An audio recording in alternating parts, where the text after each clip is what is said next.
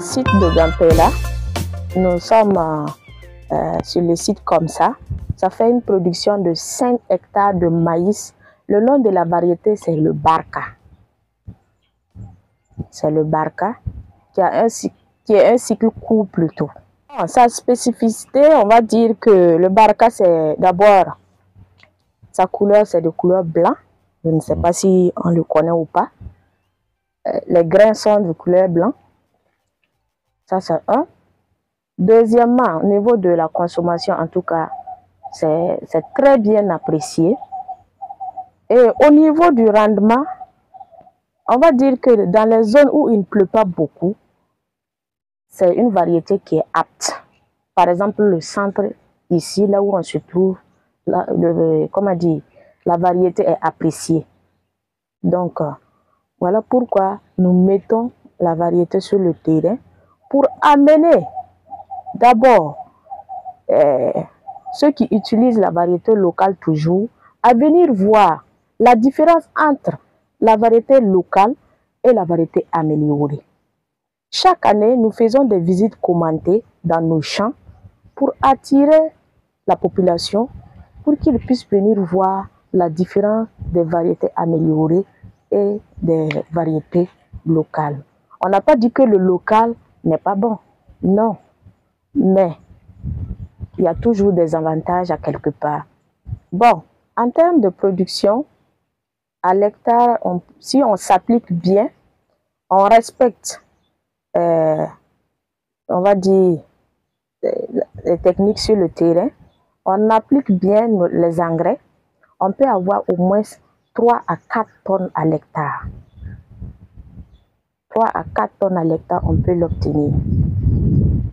Donc, cela nous amène à l'adopter parce que sa différence avec la variété locale, on ne peut pas obtenir 4 tonnes à l'hectare. Non. La variété locale a un cycle long parce que ça part jusqu'à 100 jours. Ici, à partir de la variété Barca, à partir de 75-80 jours là, on peut même commencer à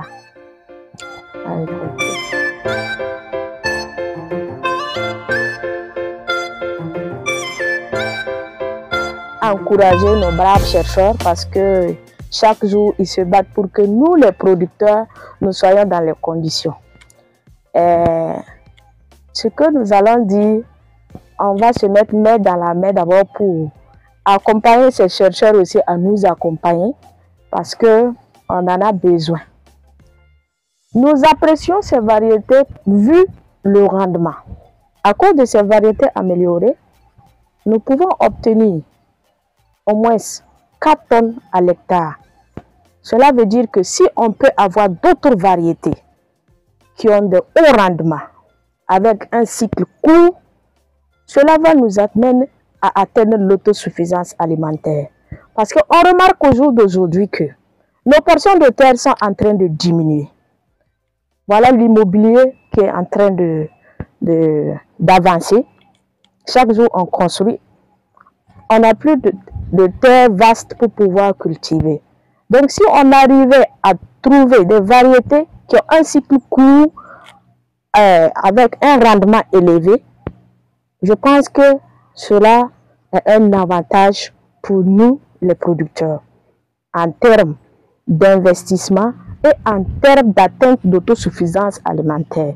À mon humble avis, l'atteinte de l'autosuffisance alimentaire passe par l'adoption de la semence et la semence améliorée, la semence à haut rendement,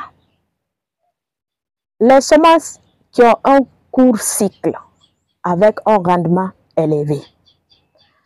Et en plus de cela, il faut des techniciens qualifiés sur le terrain pour guider nos braves producteurs sur le terrain afin que on puisse réussir la production.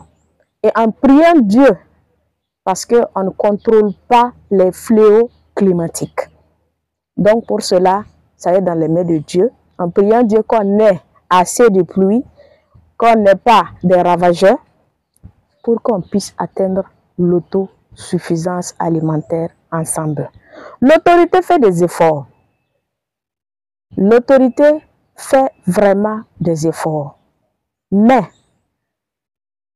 ensemble, il faut qu'on fasse encore plus d'efforts pour que la semence puisse être vraiment adoptée. Et j'interpelle l'autorité à revoir la manière de subvention. Parce qu'il faut planifier. Il faut la planification. Si nous savons que nous voulons atteindre un rendement X, il faut que nous planifions ensemble. Que ce soit les producteurs sémenciers, que ce soit les agriculteurs, que ce soit même les vendeurs de grains, il faut qu'on planifie ensemble pour pouvoir atteindre l'autosuffisance alimentaire.